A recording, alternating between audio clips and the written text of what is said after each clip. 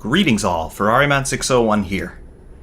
After putting themselves on the sim racing map in an absolutely spectacular fashion, Race Sim Studio have decided to one-up themselves with this Formula Hybrid 2018. To understand the significance of this car, we first have to rewind the clock back 12 months to March of 2017. Formula One was all change in 2017. We had brand new aero regulations. The cars were going to be up to 5 seconds a lap faster. Nobody was really certain of the level of performance that we would see in real-world Grand Prix racing, none the least us sim racers. However, one small team of modders, Race Sim Studio, decided to take up that challenge firsthand and design and release to the world an in-house, from the ground up, interpretation of the 2017 Formula One technical regulations. That was Formula Hybrid 2017. It was the first 2017 spec open-wheeler to grace us in Assetto Corsa, and really at that time, nobody, as we said, had any idea of what to expect. Race Sim Studio, looking at the technical regulations, put together their own interpretation and designed a car around it, and they absolutely reset the standard in terms of mod quality in Assetto Corsa. They, once again, have decided to take up that challenge in 2018, and they have released this Formula Hybrid 2018. Formula Hybrid 2017 was such a revolutionary car for Assetto Corsa because it was our first realistic look at the 2017 Formula One technical regulations from a first-hand perspective, and we got that car just after winter testing concluded in 2017. So really, it was our chance to get up to speed, literally and figuratively, with what Formula One was going to be doing that year, and I think the amount of learning that we were all able to do as sim racers was absolutely tremendous and unprecedented thanks to the efforts of Race Sim Studio. Here for 2018, they have done exactly the same thing. This car is a fictional one. However, just like its predecessor, it is heavily based on the real-world 2018 FIA Formula One technical regulations. Race Sim Studio were extremely successful with Formula Hybrid last year, and I have every reason to suspect that they will be once again this year with this rendition of the car. It is an amazingly sophisticated, technical, and powerful beast. Just like we had last year, and just like we have this year in real-world Formula One, we have a V6 turbocharged engine with a single turbo, and it's backed up with a tremendously powerful MGU system, a hybrid electrical system, to add some extra power boost to this car to the tune of about 160 horsepower. Combined, the internal combustion engine and the hybrid systems are producing 980 horsepower. Yeah, 980 horsepower when you've got the thing really ramped up in qualifying trim. It is tremendously powerful, and of course, when you couple it with the absolutely enormous amount of downforce that these Formula One cars have been generating since the start of last year, you have got yourself quite the performance envelope. I've still to approach really the limits of this car, just as I think I still haven't 100% approached the limits of Formula Hybrid 2017 or the Ferrari SF70H coming from the real-world side of things. Really, the amount of performance potential that we have in these Formula One cars nowadays, both fictional and, of course, in reality, it is a sight to behold. One only has to look at Lewis Hamilton's pole position time from Australia, 1:21. In the V10 era in 2003, 2004, a 1:25, a 1:26 was a pretty good lap time. We're going 5 seconds a lap faster than that in some cases. It's absolutely tremendous, the level of performance that we have now in modern open-wheel racing.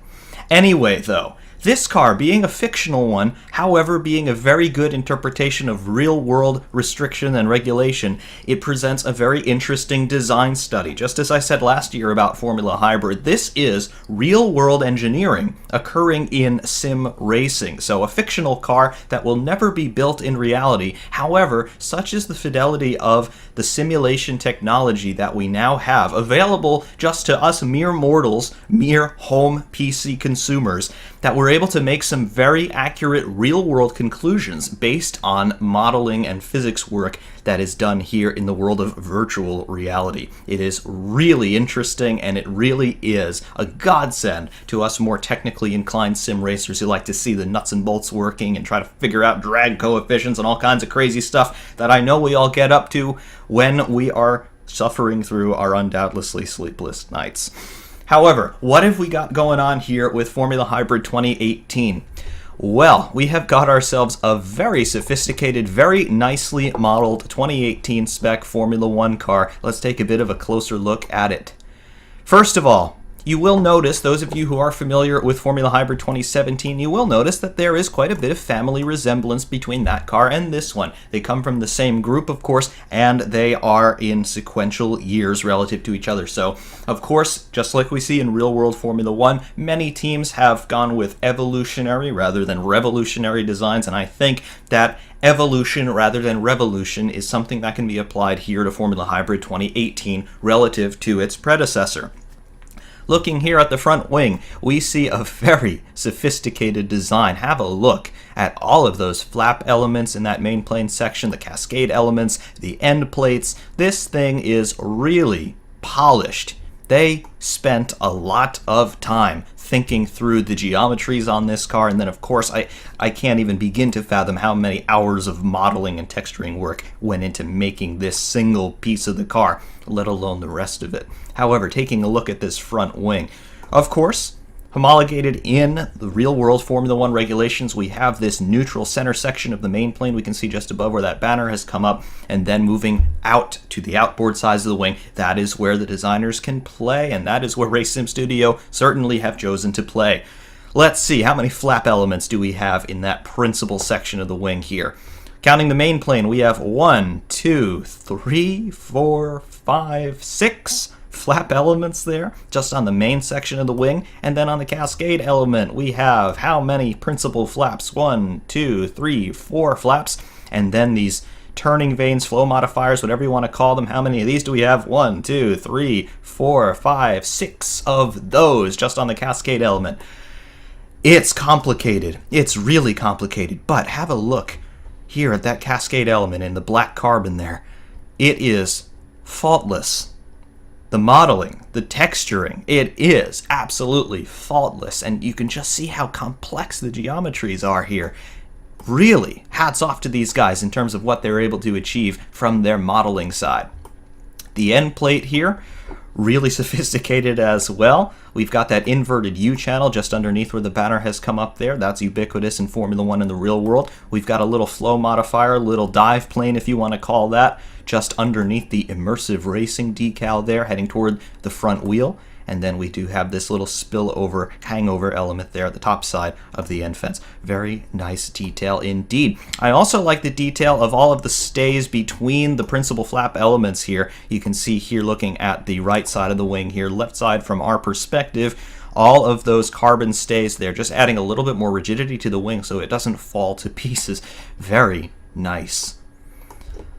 The nose cone. Interesting choice of nose solution here. Formula Hybrid 2017 had a pseudo thumbnail nose there. It was very similar to what we saw last year on the Toro Rosso in the real world. However, this year, Race Sim Studio have departed almost entirely from that.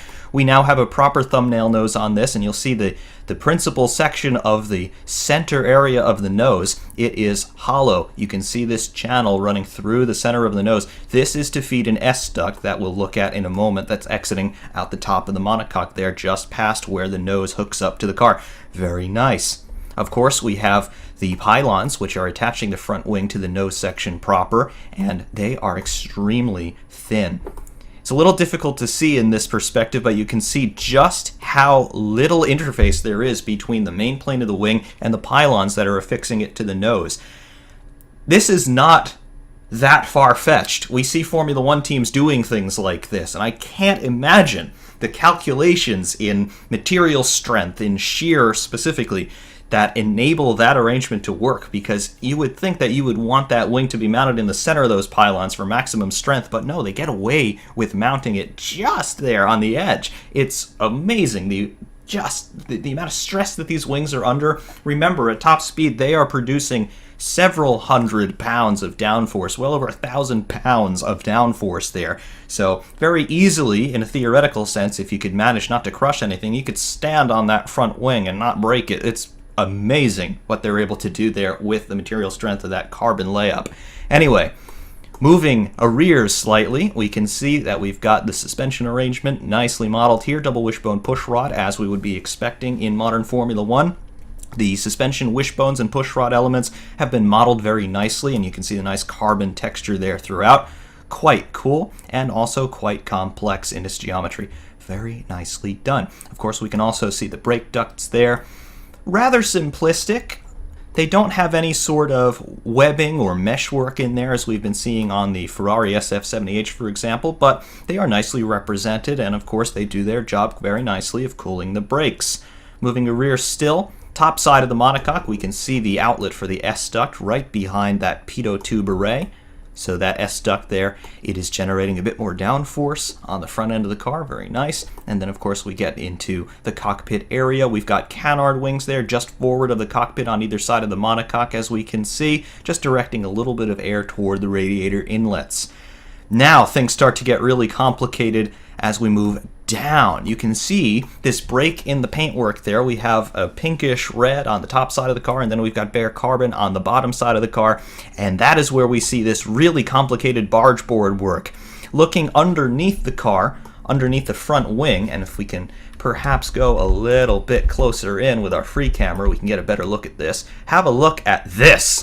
This is absolutely crazy barge board geometry. Just all of the flick ups and the open curves and the serrations in this carbon work. It almost looks like paper that somebody has just sliced up with a razor blade or something and made it curl like that. But no, this is carbon, and of course it's all there to help direct air around the primary barge board elements. Absolutely ridiculous amount of detail underneath this car. I mean, this is an area that you'd never see normally, but here it is. Tremendous work.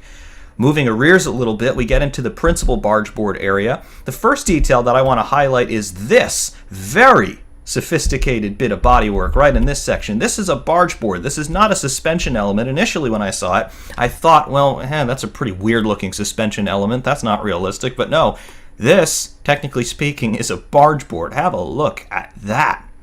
There is not a single flat or straight surface anywhere on this carbon piece. But there it is, and it's just, you can see what it's doing with the airflow as it comes along the side of the monocoque here. It's going to start shooting it around through the principal barge boards, and some of it's going to go around the side of the Coke bottle section of the car moving to rears, and some of it's going to go there into the radiator inlet. Very, very complicated. We've morphed a little bit too far there, but you can definitely see the trajectory of the air as it's going through this section. Absolutely tremendous, moving down through the barge board, through the turning vane, and then of course it's going to go through down to the side of the car into the diffuser section, which of course we will talk about in due time. Absolutely crazy. Back through the barge boards now, we can see the principal element of the barge board. Got to make sure that we don't mess up this camera too badly. Here we go.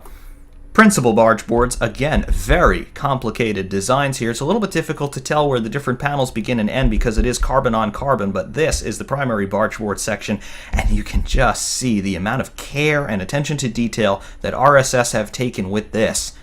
Absolutely phenomenal. The furthest most section here on the barge boards, this is the lower element of the barge board. You can see these shark teeth like serrations here, little vortex generators here, just trying to create areas of low pressure as it's moving down through the turning vane element here. Wow. This is just I'm speechless. I cannot put into words the amount of complexity that we are seeing from this car. It's just something that's otherworldly. It's absolutely crazy. Wow. Okay, let's regroup a little bit here.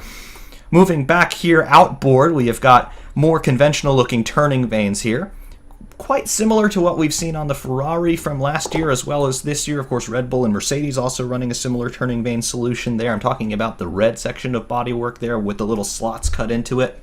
That's more conventional. That's a little bit more down to earth. We can breathe again. Yes, there we go. But then we move toward the floor section on the rear. It's nuts. It's absolutely nuts. Anyway, moving toward the rear of this car, now we can start to take a look at some more detail. Wow, okay. Here's the reference plane. So this is the floor section, and it's from here that all your ride height measurements are going to be taken, things like that for legality purposes. This is the reference plane, pretty much flat, but you can see, just like in the real world, RSS are playing in this section. We can see right here these gills, these slots, whatever you want to call them, cut into the rear side here, moving toward the rear tires of the outboard surface of the reference plane. These are also more vortex generators. I think they're dual-fold in terms of their purpose. They're trying to route air inboard toward the top side of the diffuser, and they're also trying to reduce the amount of turbulence that is created by the rotational forces of the tire. So quite interesting to see that in here. And then, of course, we've got these strakes moving toward the diffuser. This is also just trying to clean up the airflow as it's heading out of the car toward the rear. Top side of the diffuser, we can see that, and of course we can also see the rear suspension. We can get a good look at this. Double wishbone pull rod on the rear suspension on this car, just as we're expecting to see in reality. Double wishbone push rod in the front, double wishbone pull rod in the rear.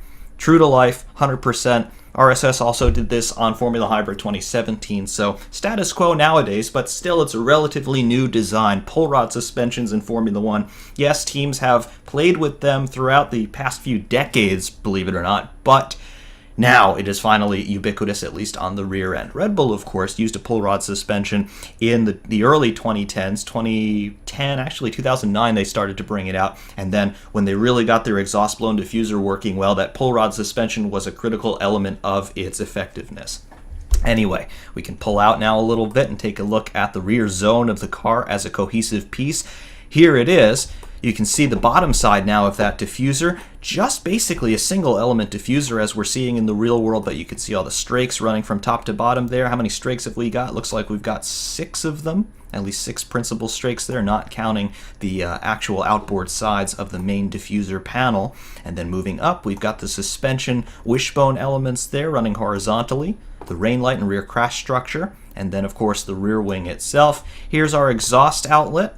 Center pipe for the turbine exhaust, and then 2 ancillary pipes on either side of that for your turbo wastegate exhaust there. Pretty much identical to what RSS did last year, and also this is a very similar solution to what Ferrari and Mercedes and Renault and pretty much all the engine suppliers in Formula 1 are using nowadays. Seems to be the best option for everybody on aggregate. The rear wing.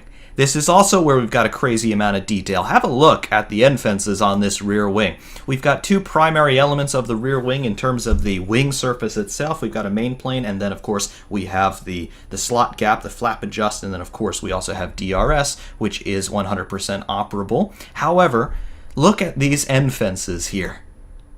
Just crazy. We're not seeing this complex of geometry in Formula 1 in the real world, however, just look at that. All of those cuts that are in the side of that thing. It really looks like a piece of art. I'm really not trying to be disingenuous or facetious at all. This is just complex beyond complex. Look at this. This looks like something that belongs in a museum. An art museum, a contemporary art museum. I think this rear wing end fence would be at home in a setting like that, but no, it's on a race car, and yeah, it's generating downforce. It's crazy. Absolutely insane. Wow. This is just turning into a gushing session, I'm well aware, but yeah, just look at that. Complexity like we have not seen complexity yet. I could gawk at this rear wing end plate for hours. I'll spare you that, though. However, taking a look at the rear zone of the car, you can see all this bare carbon here. Of course, this is all that's left of the shark fin. This is the rear side of the engine cover. In case you can't tell, we're a little bit too close in. But this is the rear side of the engine cover. No shark fins for 2018, so this is what we're left with, a sort of pseudo shark fin. It works pretty well, and then, of course, it is rather true to life. Rear zone here, rear wing support pylons integrating the DRS actuator pod up there, and then of course through this pylon all of your hydraulic lines would be running to provide hydraulic pressure to the DRS actuator. We can actually actuate the DRS once I remember which button it actually is. There it is, 0. So you can see 0 on the numpad, that will actuate your DRS, and you can really see the detail of everything working here. That's crazy. That's absolutely crazy. Not only does the flap open and close as you would expect, but the little armature on the actuator actually pulls it up and pushes it shut. That's really wild. That is true attention to detail. Absolutely spellbound once again. Moving toward the other side of the car now, of course you can see all of the detail that we've already talked about, but now just in shadow somewhat. You can see the very nice reflectivity of the paint, And I do have to talk about the livery of this car. It is, of course, a fictional car, and it features a fictional livery, just like RSS did last year with Formula Hybrid 2017. However, they did not bother to include any sponsors on that car in 2017. This year, they have gone for this Wave Italy Immersive Racing livery. I initially saw this and I was thinking, well, that's kind of weird. What is that? It almost looks like the old Williams logo on the side of the engine cover there. But no, Wave Italy is actually a sim racing and real-world racing consultancy based in Maranello, Italy. They do full motion-based simulators. I believe they specialize in open-wheel simulators. If you look on their website, you'll see pictures of some really good-looking motion-based simulators built around monocoques of open-wheel cars. But more interestingly, it looks like this company is looking to move into the general consumer market for PC and for sim racing. The steering wheel in this car is based on a real-world Wave Italy product. Now, I don't know if that particular wheel is available for purchase yet to the general public. If you go on their website, you see links for it. However, you don't see any prices listed. So I think they're in the process of moving into the real-world market. However, do stay tuned for that as well. Wave Italy, check their website. There will be a link in the description. However, that does solve the mystery of this livery. I had no idea what that was. Now I do. It's a real-world company. Really cool to see real-world companies in sim racing partnering up with privateer modders like RaceSim Studio because, hey, this is a fictional car, but they're turning it into real-world advertising. I had no idea what Wave Italy was. Now I do. Good job to both of those guys. Of course, we do also have to talk about the elephant in the room that I have yet to mention, Halo. 2018 Formula 1, we have Halo. I am not a Halo fan, as all of you are already well aware. However, Halo is affixed to Formula Hybrid 2018. That's what reality is nowadays, for better or for worse, so that's what we have. However, we do have the option to remove Halo, both on track as well as here in showroom view. Press the number 1 on the numpad and the halo miraculously goes away and this car resumes having the more traditional proportions that we are used to. I've not done any running in this car yet without halo because, well, like I said, it's 2018, but you do have the option of removing halo if you so desire. Does the car look any better or worse with or without halo? Well, you be the judge on that. Personally, I prefer not to have halo, and I think everything just looks better from a driving perspective as well as just aesthetically, but again, halo is the state-of-the-art at this point. Not using state-of-the-art in a positive sense, but it just is the way things are. In any regard, we do have to go into the cockpit, so let's do so presently. We'll fly in here between the upper element of Halo and the side of the chassis, and here we are in the cockpit. Here is that steering wheel that I mentioned before. It is a model of the real-world Wave Italy steering wheel, which eventually I think you're going to be able to buy if you so desire. Don't know if they are also trying to manufacture a wheel motor base with it as well, or if you're going to have to figure out a way to integrate it with whatever equipment you're already running, but there it is. Anyway, in the cockpit, we're sitting a little bit low. However, this is more or less from where we'll be driving the car once we do get it out on track. Looking around through the cockpit, we can definitely see that RSS have spared no detail in here. And this is something that I find very interesting because this is a fictional car. They are under no obligation to model anything 100% because, well, there is no real-world analog for us to compare this to. However, they have definitely gone in to the cockpit and they have modeled everything pretty sufficiently. Every detail in here looks very authentic, and again, there is no real world analog here, so it is what it is.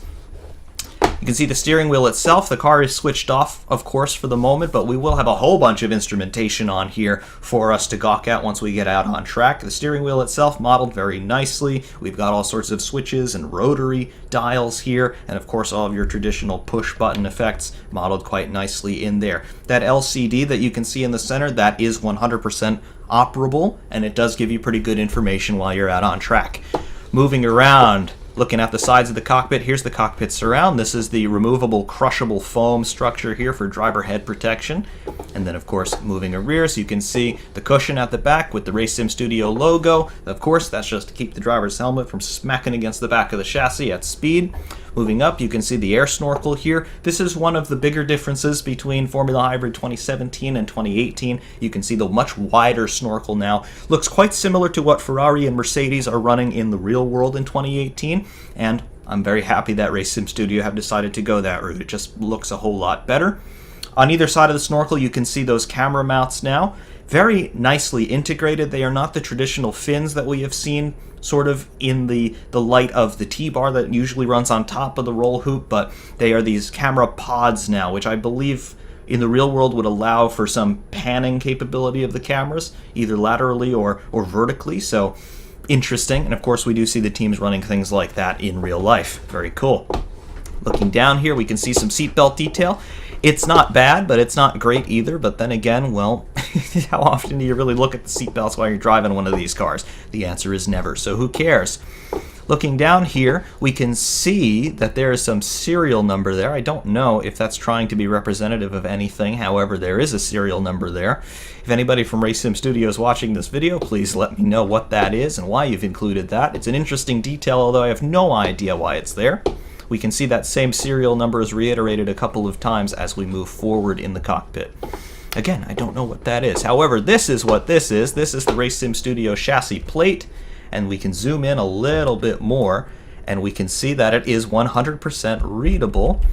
There it is, Race Sim Studio, chassis number blank, Formula RSS 2018. Very cool. Race Sim Studio, all rights reserved.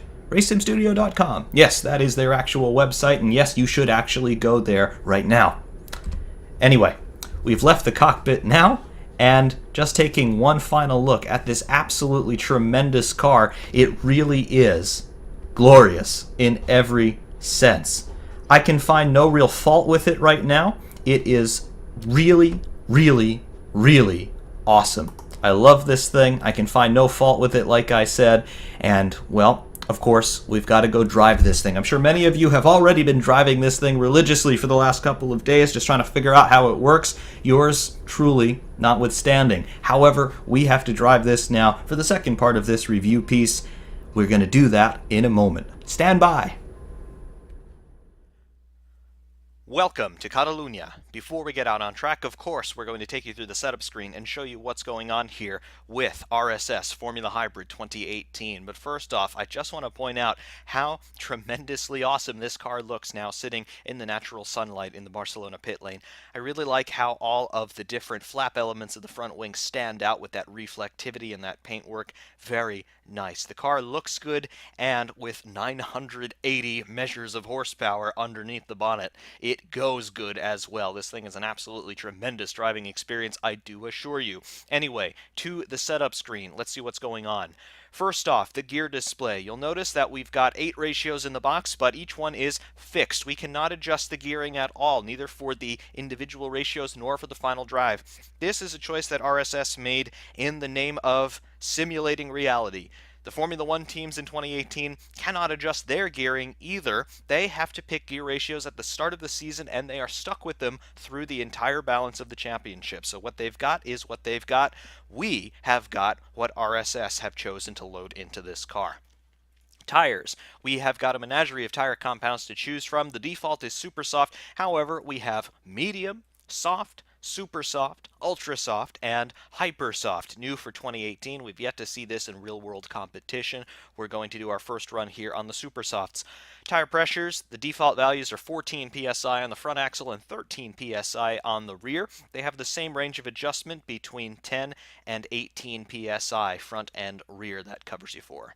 Fuel, maximum fuel capacity is 142 liters, as we can see here. We'll just zero that out to keep the car quiet. Electronics, here's where things start to get a little bit complicated, but if you've driven Formula Hybrid 2017, the Ferrari SF70H, Ferrari SF15T, Williams FW37 from VRC, you know how this works already. MGUK delivery, this is how much electrical charge is going to be sent through the rear axle to help propel the car. Charging mode turns the deploy off, and it only harvests energy from the rear axle. Balanced low is the lowest setting of your deploy, followed by balanced high, which is a little bit more kick in the pants. Overtake is full beans at full throttle, just to help you overtake a car in front. Top speed, that's full beans at full throttle in 7th and 8th gears for, well, top speed. And then hot lap, this is full beans all the time going for qualifying. There is one additional mode that we do have for the MGUK delivery. That's the manual deploy. If you've got a button on your steering wheel mapped to KERS, that is basically hot lap mode for as long as you're holding the button down. You release it and then it defaults back into whatever mode you've already selected. MGUK recovery. This is also a setting that affects the rear axle. You'll see 50% as the default value. However, this is how much energy is being harvested off of the rear end. This also has a pretty significant effect in your brake performance, your brake bias in particular, because it effectively is another set of brakes on the rear axle only. So depending on how aggressive you've got your recovery settings, you might have to adjust your brake bias in order to compensate. Either adjust your brake bias or adjust how much you're using the brake pedal itself. MGU-H mode, this toggles between battery and motor. This is a secondary motor generator unit, which is run off of the turbocharger. The turbocharger, obviously, that's a spinning turbine via a common shaft that is linked to a motor generator unit, basically an electric motor, which can harvest energy from the turbocharger to charge the batteries, or it can discharge that energy from the batteries through the motor and into the turbocharger to spool it up, basically eliminating turbo lag. You can choose whether or not you want that power generated off the turbocharger to recharge the batteries or to be sent back into the turbocharger to spool it up and also send a little bit more power to the rear axle as well. Brake engine, this is your engine braking setting. It's a normal engine braking setting, just basically it's governing how much the throttles hang open once you're off throttle to either accentuate or negate the engine braking effect that you get. Of course, in any manual car, you lift off the throttle's basically closed, the engine acts as a brake to slow you down a little bit. Same theory here. Aerodynamics, front and rear wing. Very complicated wings, but very simple adjustments on them. 24 degrees on the front and 12 degrees on the rear are your default values. You can adjust these between 1 degree and 24 degrees on the front and between 1 degree and 12 degrees on the rear. The flap angles do not visually change their angle of attack, however, the effects are duly modeled. Brakes, brake bias, 54% to the front is your default value. I find this to be a little bit too far forward, such as the weight balance in this car. I tend to ramp this down to 52% there or thereabout. Drivetrain, these are your differential adjustments in power, coast, and preload. This is pretty par for the course. Halo. We do have one visual mod on this car, and that is the option to run with or without Halo. As much as I despise the Halo, it's 2018 and, well, we're running it nowadays, so yes, we are going to run Halo, although if you do desire, you can remove it, and I do very much appreciate that RSS included that option. Suspension settings. In alignment, we have camber and toe on all four corners here, as you can see, default values shown. Dampers, this is the bound and rebound fast and slow on all four corners in your main dampers there in the suspension. Suspension dampers third. These are the first set of front and rear third spring adjustments, heave spring adjustments in bound and rebound fast and slow. Suspension's main, more conventional settings here, anti-roll bars front and rear, wheel rates and ride heights on all four corners as well. Suspension's main third springs. These are your preload settings for your third springs, your heave dampers basically, so you can choose just how much force it takes to begin compressing those heave springs. The heave springs not as important here at Barcelona, but on other circuits that have more elevation change like Spa or Imola, for example, these start to come into the equation. Basically, you just want to control how much the car bounds and rebounds vertically in moments of heave. That's vertical deflection relative to the ground. Pit stop strategy, par for the course, and Assetto Corsa, all nominal adjustments there. Anyway, for our first run here, we're going to run completely default setup. I have not done any setup work yet in this car, so we really don't know what the ultimate level of performance is going to be. However, theoretical top speed, 360 kilometers an hour. It won't be with full wings ramped onto it like we've got right now, as you can see, but when we trim this thing out for a place like Monza, I don't doubt for a moment that we'll be hitting 360 there or thereabout. Anyway, now in the cockpit with the car brought to life, you can see the instrumentation we've got going on here on the steering wheel. First off, across the top of the steering wheel, you can see those two green lights. Those are just status lights telling you the engine's running. We will have shift lights coming up from left to right as the RPM rises. LCD in the center of the wheel. Here's where the rest of our instrumentation is. First off, on the extreme left-hand side of that LCD, you can see that green bar with ERS on top. That's the state of charge in the ERS battery. It will start to deplete as we're driving around. It will deplete from top to bottom. That's giving you a graphical representation of how much electrical power you've got left in the car. Off to the right of that slightly, you can see the blue 0. That is our speed measuring in kilometers per hour. In the center of the steering wheel there, you can see the N, the blue N. That is our gear position indicator, N for neutral. It does go all the way up through the box into 8th gear, and then of course all the way back down through neutral and into reverse. Hopefully we won't see reverse too often here today. On the bottom left of the steering wheel, you can see L1. That's the current lap that we are running. We are on our first lap. Top right, you can see 3700. That means 3,700 RPM. That's our engine RPM. Obviously, that changes as the revs change. Below that, you can see the yellow F50. That is a representation of our fuel load in liters. 50 liters of fuel on board this car right now. Below that, you can see 3 blue hash marks. That will display a live delta to our previous best lap. Of course, it's all zeroed out right now because we don't have a lap turned. And then finally, on the bottom right of the steering wheel, you can see 10:31 ticking by. That is our current lap time ticking away. Without further ado, let's get the clutch pulled in, first gear punched up, and get out on track here in Formula Hybrid 2018. Sure our hybrid systems are turned off. Get up through the box into 8th gear. Downshifts are good, gearbox is good and ready to go.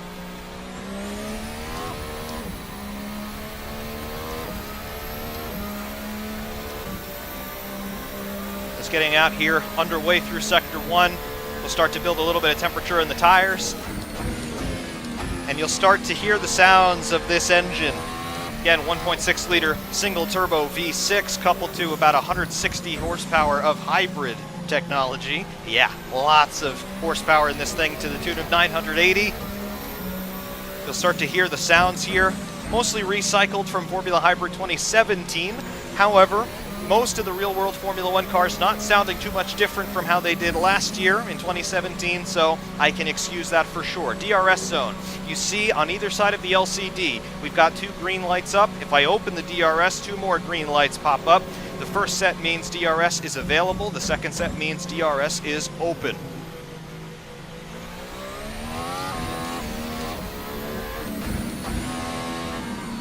I got to build some front axle temperature now in a hurry, because we're going to open it up now on this next lap. Obviously, we are running the current configuration here at Barcelona with the wonky Sector 3 because that's most representative of what the real-world cars are going to be doing. Balanced low on the MGU deploy, DRS open, MGU H mode into motor. We're going to start ramping up our charge rate on the rear axle now, 50% back to default value. Braking into turn 1, 4th gear on the throttle, a little bit hesitation there, but we're still bringing up the temperatures. 7th gear, 275 clicks, 285, 290. Didn't need 8th gear there. Coming through turn 4. On the power, got to be careful through there. Sometimes the rear axle can pull away from you. To turn 5. Heading downhill now at the end of sector 1. Turns 6 and 7. Now turn 8. This is a very fast corner for sure. When really up to speed, I won't be surprised if that's flat out or nearly flat out. Turn 9. 10 and 11. Turn 11's really long here. Over the crest, over the exit curves. Through 12. 13, 14, and now turn 15. Final corner of the lap. This used to be almost flat out back in the V10 era before they changed Sector 3. Now on the manual curves deploy, you can see on either side of the LCD blue lights now down at the bottom of those column of lights. That means I'm on the button deploying the manual ERS. Turn 3 nearly flat. Manual ERS deploy once again. There's 8th gear. On the throttle a little bit carefully. Manual ERS deploy again. And manual ERS, you can use it basically whenever you want. Just make sure the rear axle is settled down before you get on that button.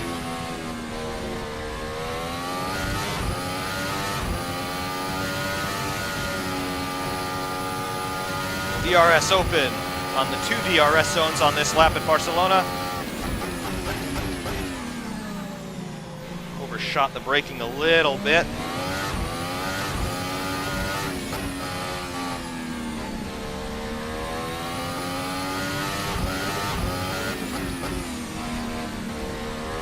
Playing a little bit more with our MGU recovery to 60%.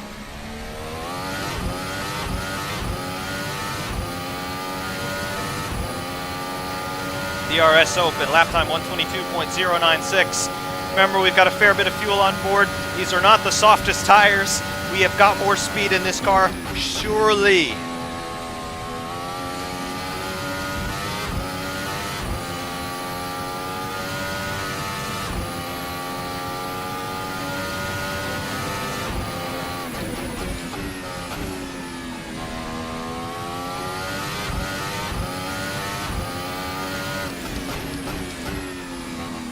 First thing that you're going to notice when you get into this car, the steering. It's light. It's lighter than I initially expected, but that's not necessarily a bad thing. I tend to prefer heavier steering. However, this works for some reason, and I'm not entirely sure why, but it feels appropriate. It really does. There is good definition from the force feedback. I can feel the bumps, I can feel the curbing. I can feel it when the tires start to chatter a little bit on either the front or the rear, which is interesting and certainly much appreciated. The more information coming to me through my eyes and through my hands, the better. That's the name of the game in sim racing. However, that lighter steering might take you a little bit of time to get used to, but it does feel appropriate. Again, these modern Formula One cars, they have power steering, so the steering weight in an F1 car, despite me never having driven one and very likely never to drive one, this feels appropriate. This feels like I think it should. Many of you have driven the IR18 and iRacing. That car does not have power steering, and the steering there is much heavier. Of course, we're comparing apples to oranges, two very different cars and two very different sims. However, I think maybe you can see where I'm coming from there.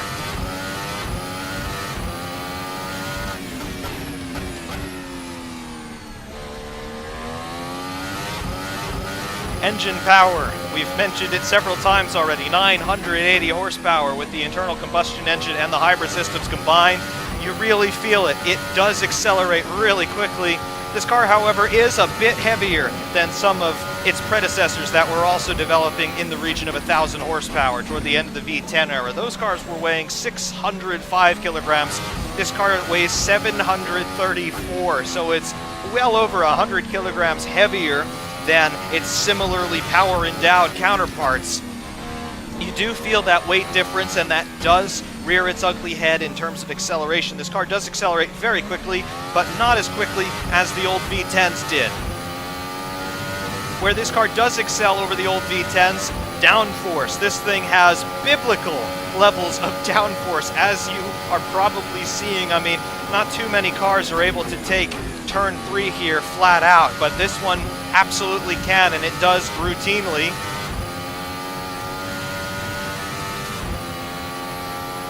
As you can see there, again, we are running a bit of fuel on board, so it's not quite flat yet, but when we take the fuel out in a couple of minutes, yeah, it's going to be flat.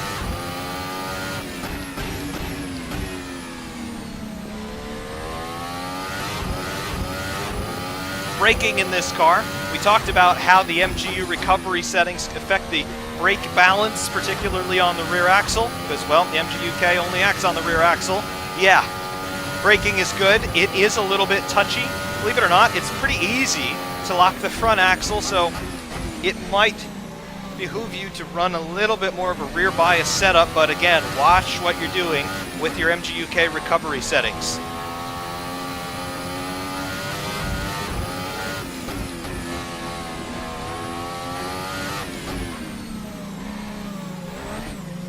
A little bit squirrely there on the back end. We caught it. Got on the throttle too soon. 122.481. Again, we're not 100% going for it, but not bad lap times, but certainly we can go quite a bit faster than this.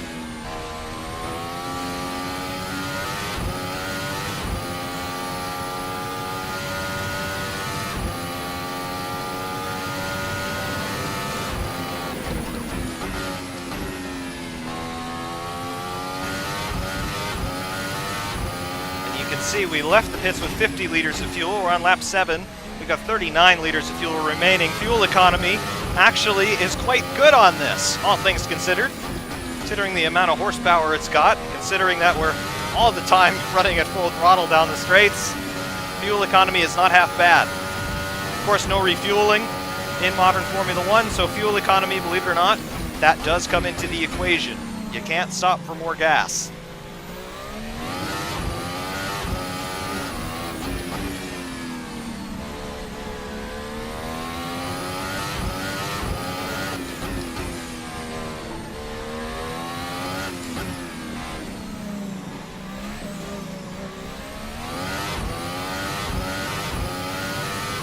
Alright, on this lap we're going to turn off the hybrid systems. We're going to recover as much energy as we can. Make sure our MGUH is in battery mode. We're now harvesting off the turbocharger even as we're accelerating. We've got no MGU deploy.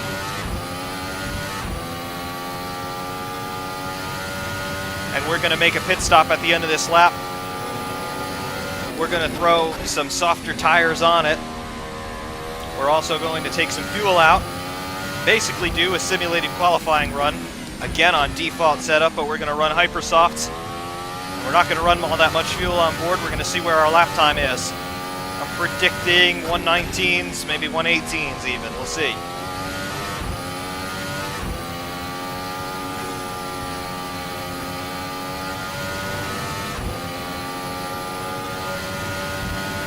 Really see the regen rate. Our electrical power is now 100% replenished.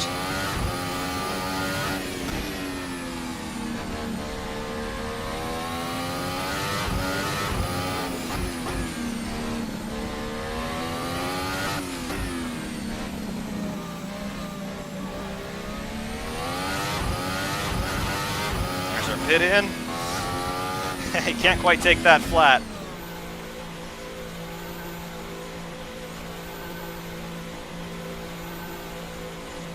Pit lane. Car settles nicely at 80 kilometers an hour under the limiter.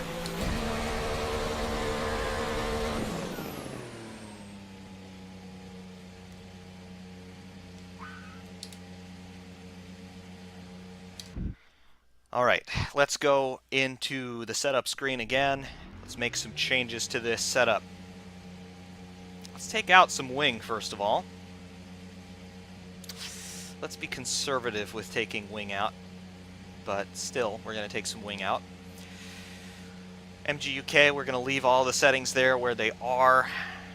We can adjust that on the fly. Let's take fuel out. Look at that. 50 liters good for 27 laps. 66 laps is the Grand Prix distance around this place. How much fuel would we need for that to do it comfortably? 121 just to do the minimum distance. Of course, that's assuming going flat out the whole time, which you wouldn't be doing. You want to be comfortable for 66 laps, you run 70, 71, so under 30 liters is going to be your Grand Prix distance in this car. Not too bad. Going to get ourselves set up for 6 laps here. Tires, hyper soft. Lower the tire pressures a bit.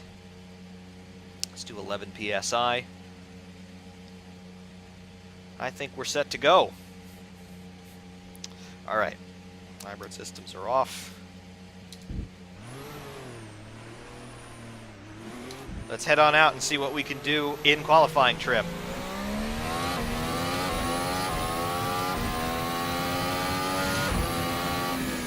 I'm going to be kind to the tires here on this outlap. I'm not entirely sure how long these hypersofts will last. Obviously they're going to be quick, but being the softest compound here, they're going to be the least resilient.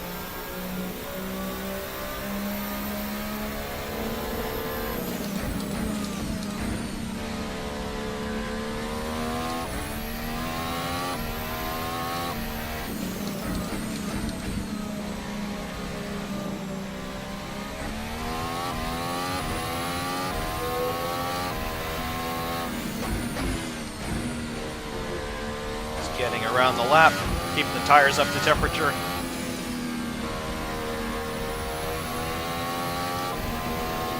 All right, entering sector 3.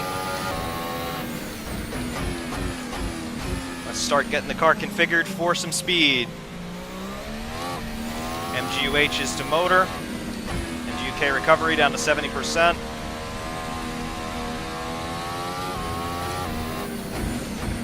And let's bring our deploy settings into hot lap here. Here we go. Full beans, here we go.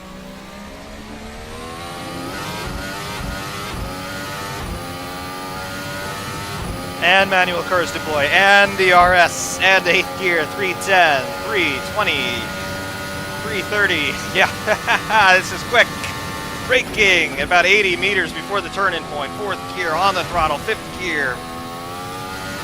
Through turn 3, flat out, yes it is. Manual curve, 7th gear.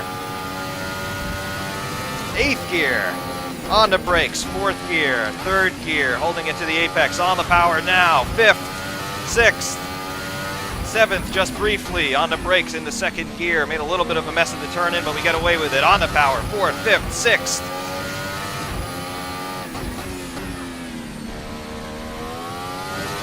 Turn 6 and 7, turn 8 coming up. Very nearly flat, probably going to be flat on the next lap. Bit of a lock up there on the left front, that's okay. Brake bias down a little bit. A little bit rearward.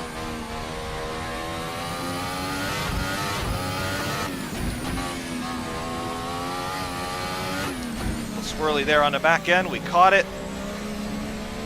And on to power, manual curves deploy through the final corner, 6th gear already, 7th. DRS open, 8th gear, 119.718. I said we'd make it into the 119s. We already did on our first attempt. There's more speed though.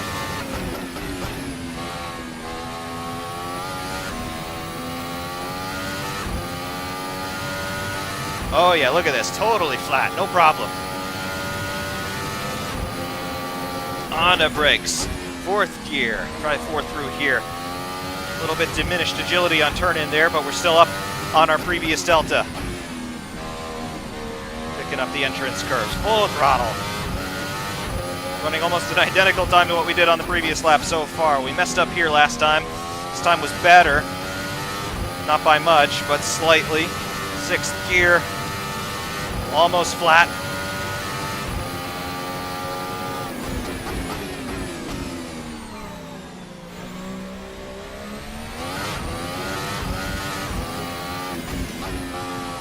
Oh yeah, this is cool.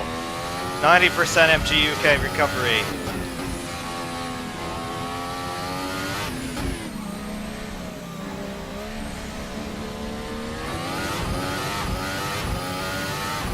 To the line, what have we got?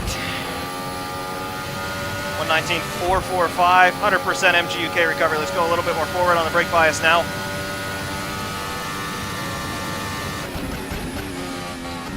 Third gear, 4th gear, 5th, 6th, throwing it in a little early, holding it to the apex as long as we can.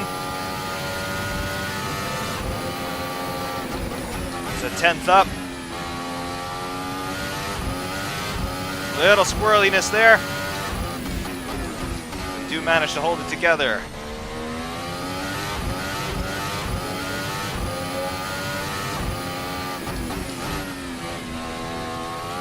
Oh, there's a lot of performance in this. Got the rear axle out of shape again, just a little bit.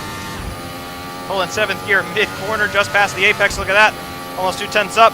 We're out of electricity. Braking a little harder there, trying to regenerate some power for the end of the lap. We lock up the front axle a little bit. Not so bad at lower speed.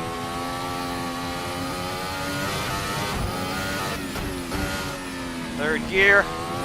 On to power, 2nd gear for the final bit of the Mickey Mouse chicane. A little bit of over rotation, on to power. Rear axle's given up.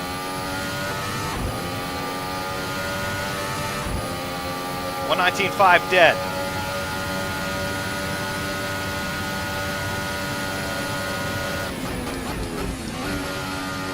Five liters of fuel remaining.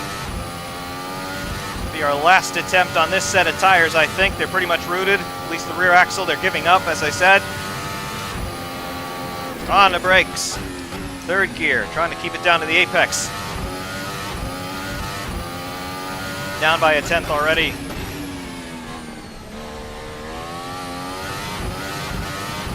Yep, 2/10. Time's just falling away from us now. Tires are past their prime.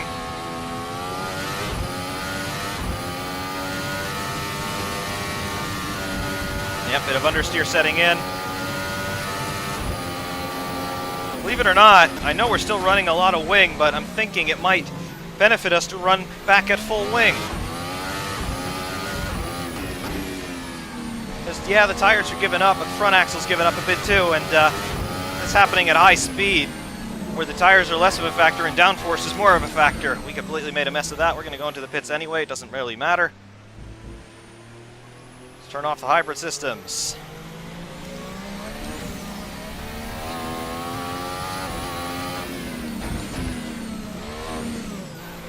Alright, what do we need on this pit stop? We need a bit of fuel. We need Hypersofts. We can't make any wing adjustments. Let's just try one bonsai run with the current setup, and then we'll go in and we'll add a little bit more wing.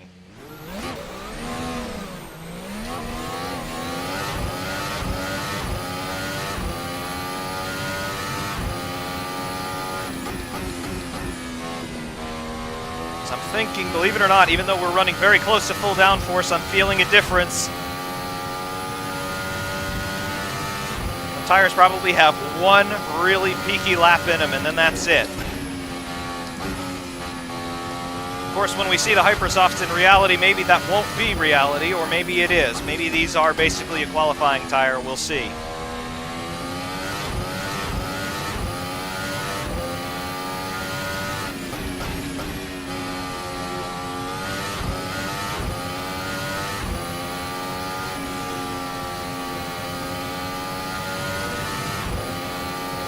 Alright, let's think about getting the car into quali mode.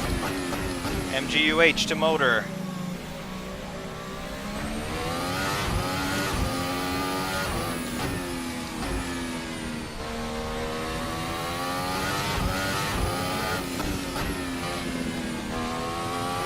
MGUK to hot lap.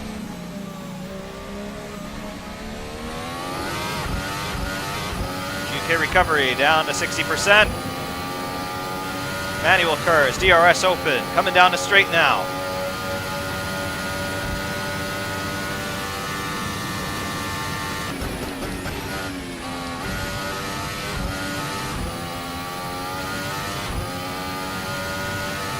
Look at that, completely flat out, maximum power coming out of the hybrid system.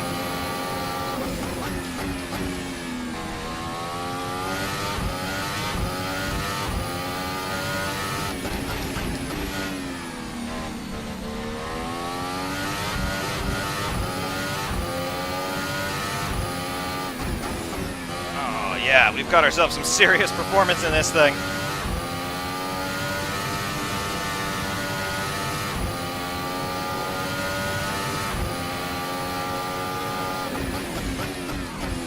Bit of cadence braking there. Definitely need to do that in these cars. Downforce squares with speed, so as speed drops off, downforce drops off by a factor of 2 each time.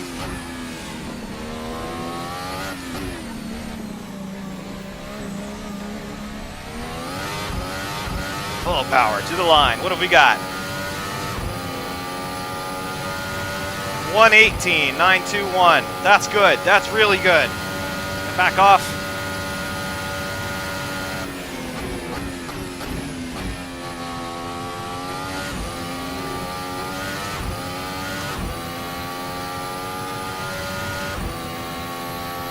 There is performance to be had in this thing. Yes, we have a verdict. There's a lot of power. I'm actually getting myself kind of worked up here. I'm a little sweaty.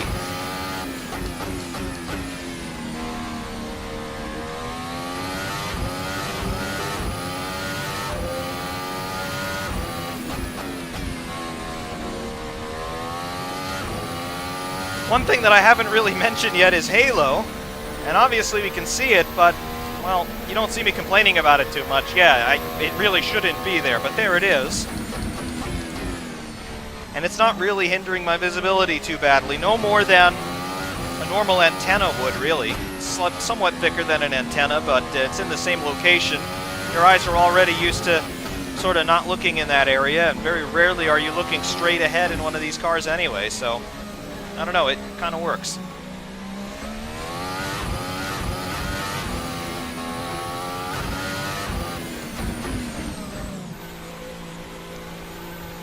Into the pits.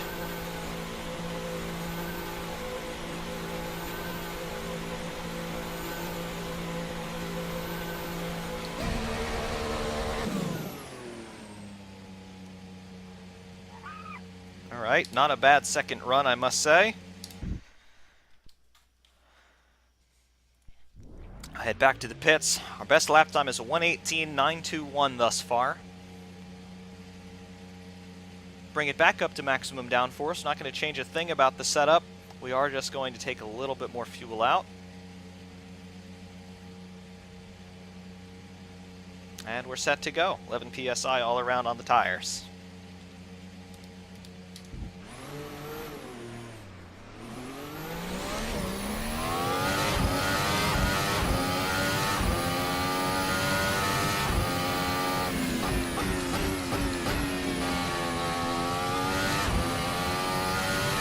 Brake bias there. In case you're wondering, I don't always intentionally adjust the brake bias. I'm using the Thrustmaster TSPC with the Ferrari F-150 wheel, and I'm wearing gloves. So just the way that I hold the wheel, sometimes the back side of my thumb hits that thumb wheel, and it's adjusting the brake bias, so just something for me to watch out for. Obviously that means I've got brake bias mapped to the thumb wheel, the left thumb wheel to be specific, in case you've got one of these wheels yourself.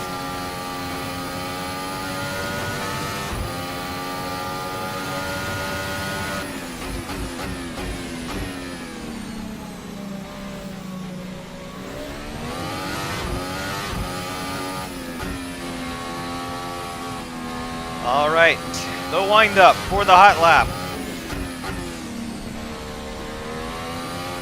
MGU-H to motor, MGU-K to hot lap. Let go.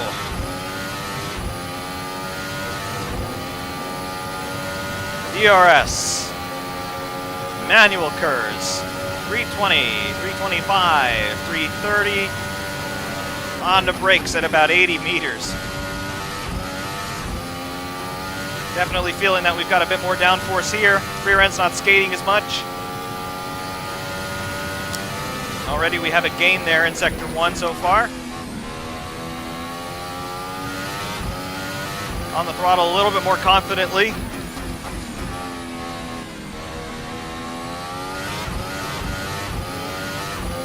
Two-tenths up. 3/10 up, 4/10 up. Look at that, 7th gear off the apex. Almost half a second up.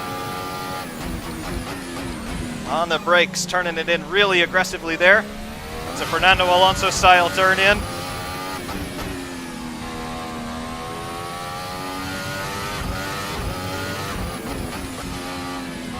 Through the chicane. Second gear for the last element. A little bit hard over the curbs, that's okay. Full power. Not as much of a gain as I would have hoped. We'll have one more lap here. DRS open, that's a 1:18.802. And Sector 3 kills all your momentum, it really does.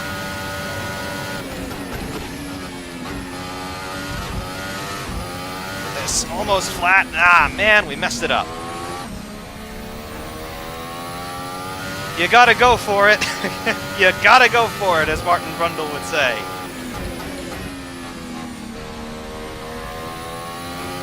And so far, that's not a bad net gain there. 2/10 so far. There's more time in it. We'll do one more run on fresh tires.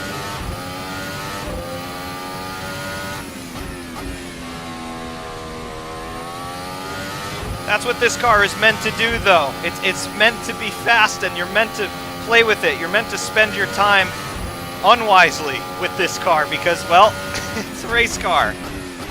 And there's a lot to be gained in a race car by investing lots of time in it. That's what it's designed for. You gotta spend hours and hours sometimes to gain tenths of a second. It's the name of the game. It's the law of diminishing returns, and racing is definitely the sport for demonstrating diminishing returns. Into the pits.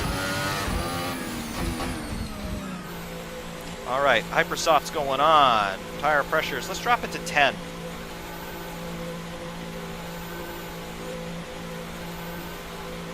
All right, another 6 liters of fuel on board. Another 5 liters of fuel on board. The pit stop, we lock it up, that's okay. Again, nice pit crew animations. Off we go.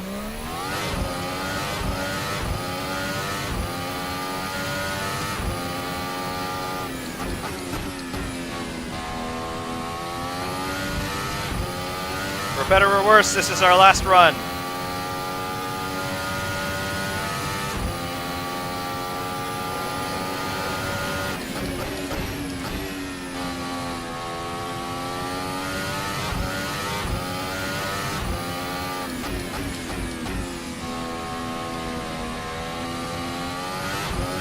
Trying to be slightly kind to the tires on the outlap, but I also want to get on with it.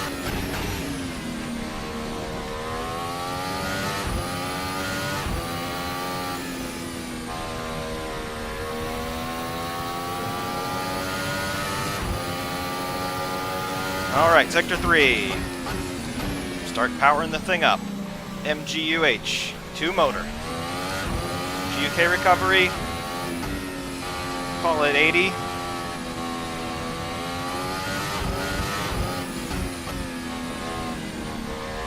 MGU deploy, hot lap.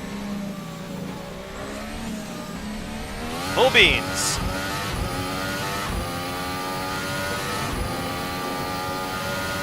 DRS. 310, 320, 325, 330.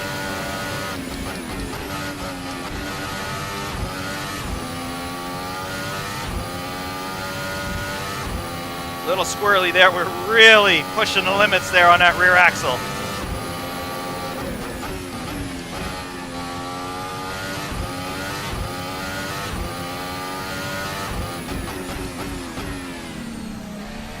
Get the car stopped and turned in at the same time. It was worth some time.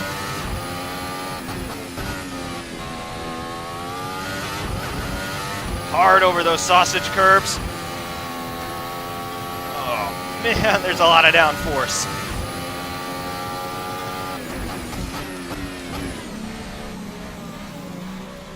On the power.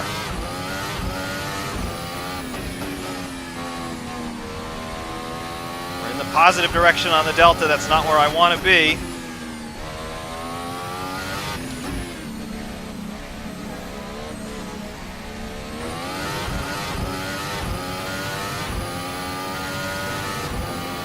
Line, what is it? It's a 118.637.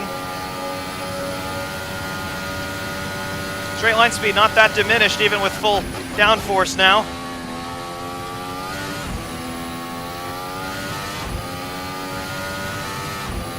Rear end getting a little squirrely there.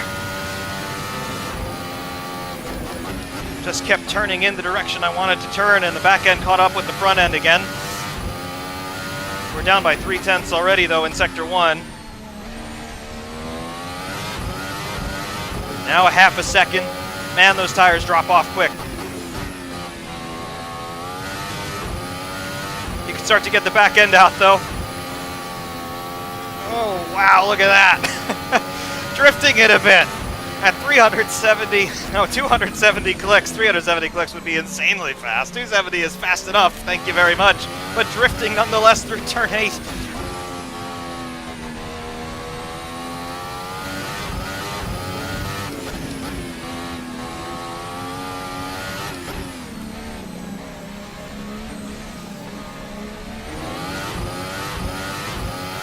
Yeah, we're a second off now. Tires are gone. How about that? Time differential of 1 second from one lap to the very next. Pushing the braking for all it's worth, though. Compromises us big time through the remainder of the complex, but It's worth it. If you can brake late in this thing, you really can.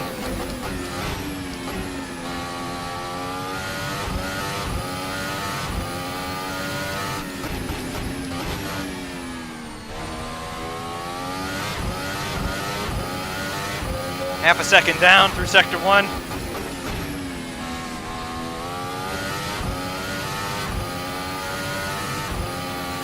Not quite flat out in 7th. We tried. You can't fault me for trying. Again, this is default setup for the most part, so there's definitely more time to be gained here with suspension tweaks and things like that, but... Whoa.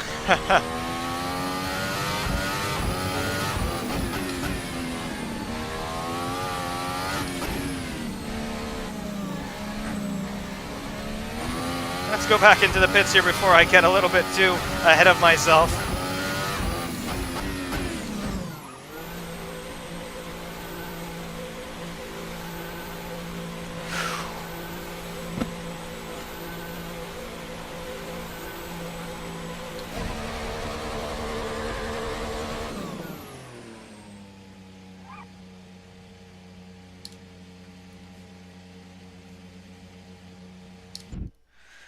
Whew.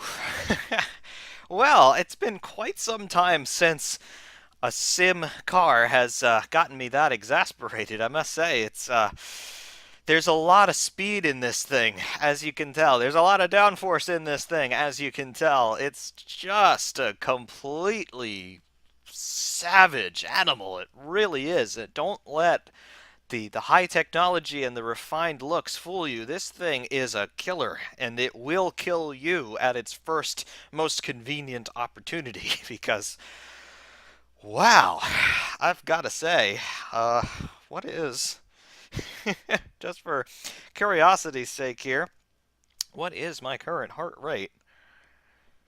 Quite interesting. All right, well, it was 92 beats per minute. It peaked at 120 there, so, you know, a reasonably brisk walk, 120 beats per minute.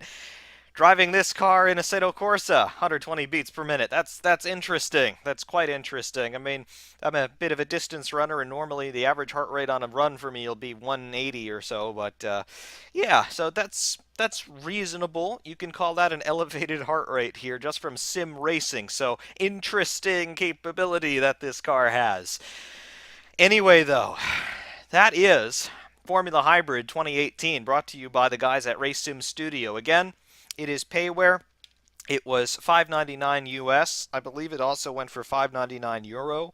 So you can do the currency conversion if you're not paying in US dollars or euros, but it's not going to break your bank, but at the same time it is going to break your brain because, whoa, this thing is quick. And yeah, I definitely believe it is faster than last year's car, and also I certainly believe that it has the metal to compete with some other Assetto Corsa stalwarts like the Ferrari F2004, for example. It's definitely going to be competitive with that car, even though it weighs 130-something kilograms more. Quite remarkable, I must say. Anyway, though, that is what we've got here from Barcelona with Formula Hybrid 2018. I will leave you with a view of some hot laps from onboard as well as external cameras so you can see how that thing looks when I really take the gloves off, or, well, put them back on, you know, sim racing puns, and go for it without having to think about what to say next. But absolutely, drive this car. Go get it and drive it and drive it and drive it and drive it until your computer melts, because yeah, that's the kind of thing that this is. I do believe it's going to be popular with leagues. It's going to be popular online.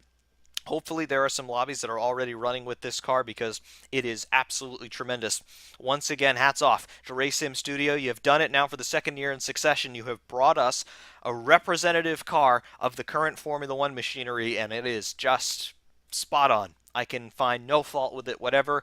My only criticism of the car is that it's got Halo on it, but that's not a criticism of Race Sim Studio, that's a criticism of the FIA, but so be it. That's another video for another day. Do stay tuned for the hot laps, everyone. As always, thank you all very much for your continued support, for your continued engagement, for all of your views, your likes, and of course your subscriptions. I really do enjoy making these videos for you, and hopefully you enjoy watching them. I really enjoy your feedback as well. Until next time, though, stay tuned for the hot laps. FerrariMan601 saying thank you very much, and we will see you soon.